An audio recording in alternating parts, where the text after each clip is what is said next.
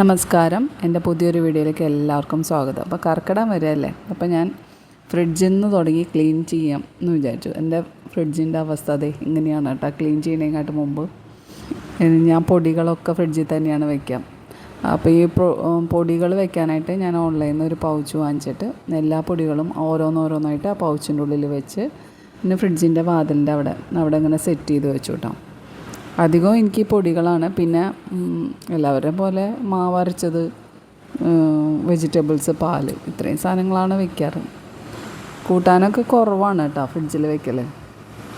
അങ്ങനെ അപ്പോൾ അതൊക്കെ ഒന്ന് അടക്കി പൊതുക്കി നല്ലോണം ചളി ഉണ്ടായിരുന്നു. അപ്പോൾ അതെ എൻ്റെ ഫ്രിഡ്ജ് എല്ലാം ക്ലീൻ ചെയ്ത് എൻ്റെ ഫൈനൽ ഔട്ട്ലുക്ക് ഇത് ഇങ്ങനെയാണ് കേട്ടോ ഫ്രിഡ്ജിൻ്റെ ഇപ്പോഴത്തെ അവസ്ഥ. എത്ര ദിവസം ഉണ്ടാവുമെന്നൊന്നും അറിയില്ല, എന്നാലും ഇങ്ങനെ വൃത്തിയായിട്ട് കാണുമ്പോൾ ഒരു സന്തോഷമല്ലേ.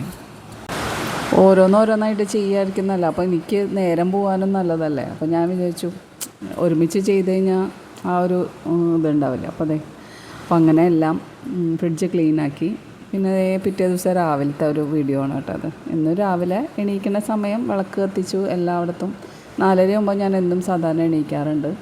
അതിനുശേഷം വിളക്ക് കത്തിച്ച് എല്ലായിടത്തും വിളക്ക് വെച്ച് ഭഗവാന് കുറേശ്ശെ അവിലൊക്കെ നേദിക്കാറുണ്ട്. അപ്പോൾ അച്ഛൻ പോയത് കാരണം ഞാനാണ് ചെയ്യാറുള്ളത്.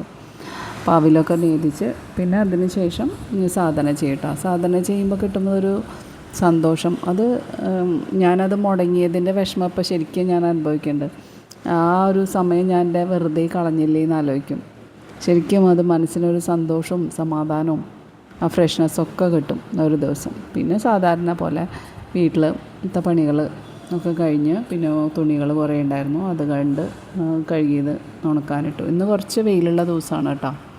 അത് ഞാനിപ്പോൾ ഈ വോയിസ് ഓവർ ചെയ്തുകൊണ്ടിരിക്കുമ്പോൾ പെട്ടെന്ന് വെയിലും മാറിയതേ നല്ല മഴക്കാറായി. അപ്പം ഞാൻ പിന്നെ എൻ്റെ വാർഡ്രോബിലെ എൻ്റെ ഭാഗം, എൻ്റെ ഡ്രസ്സുകൾ വെക്കുന്ന സ്ഥലമാണ് കേട്ടോ ഇത്.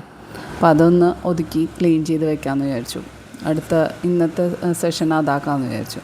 അപ്പോൾ കുറേ പഴയ ഞാൻ ഉപയോഗിക്കാത്ത കുറേ തുണികളുണ്ടായിരുന്നു.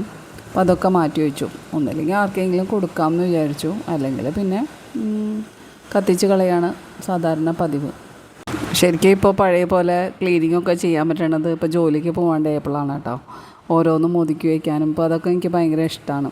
പണ്ട് ഇതൊന്നിനും നേരമില്ല, ഓട്ടമല്ലായിരുന്നു എല്ലാത്തിനും. ഇപ്പോൾ ഓരോന്നും ചെയ്യാൻ പ്രത്യേകം സമയം കിട്ടുന്നുണ്ട്. അപ്പോൾ അങ്ങനെ ഒരു സന്തോഷം. നാമം ജപിക്കാൻ സമയം കിട്ടുന്നുണ്ട്, അമ്പലത്തിൽ പോകാൻ സമയം കിട്ടുന്നുണ്ട്.